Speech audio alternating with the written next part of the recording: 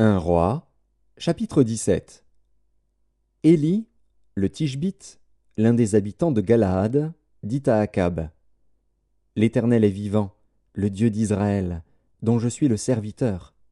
Il n'y aura ces années ni rosée ni pluie, sinon à ma parole. Et la parole de l'Éternel fut adressée à Élie en ces mots: Pars d'ici, dirige-toi vers l'Orient, et cache-toi près du torrent de Kérith, qui est en face du Jourdain. Tu boiras de l'eau du torrent, et j'ai ordonné aux corbeaux de te nourrir là.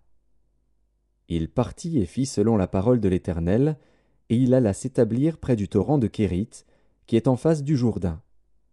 Les corbeaux lui apportaient du pain et de la viande le matin, et du pain et de la viande le soir, et il buvait de l'eau du torrent. Mais au bout d'un certain temps, le torrent fut à sec, car il n'était point tombé de pluie dans le pays. Alors la parole de l'Éternel lui fut adressée en ces mots: Lève-toi, va à Sarepta, qui appartient à Sidon, et demeure là.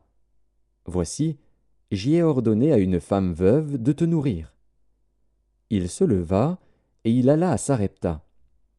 Comme il arrivait à l'entrée de la ville, voici, il y avait là une femme veuve qui ramassait du bois. Il l'appela et dit: Va me chercher, je te prie, un peu d'eau dans un vase, afin que je boive. Et elle alla en chercher. Il l'appela de nouveau et dit: Apporte-moi, je te prie, un morceau de pain dans ta main. Et elle répondit: L'Éternel, ton Dieu, est vivant. Je n'ai rien de cuit, je n'ai qu'une poignée de farine dans un pot et un peu d'huile dans une cruche. Et voici, je ramasse 2 morceaux de bois, puis je rentrerai et je préparerai cela pour moi et pour mon fils. Nous mangerons, après quoi nous mourrons. Élie lui dit: Ne crains point, rentre, fais comme tu as dit. Seulement, prépare-moi d'abord avec cela un petit gâteau, et tu me l'apporteras. Tu en feras ensuite pour toi et pour ton fils.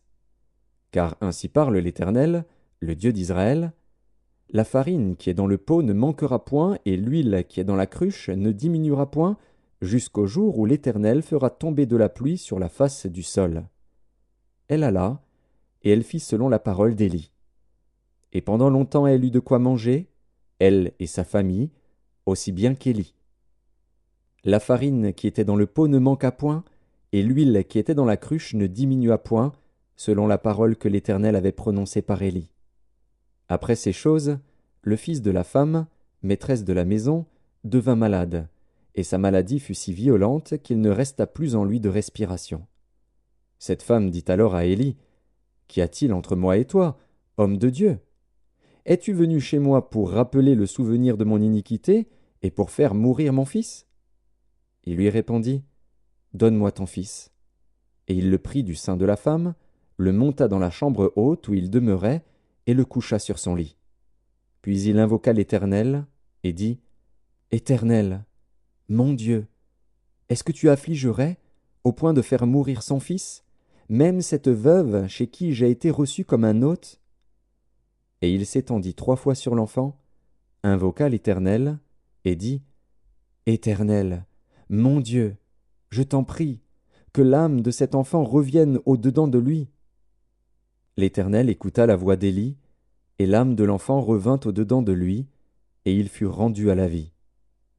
Élie prit l'enfant, le descendit de la chambre haute dans la maison, et le donna à sa mère.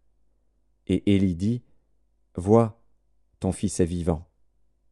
Et la femme dit à Élie: Je reconnais maintenant que tu es un homme de Dieu, et que la parole de l'Éternel dans ta bouche est vérité.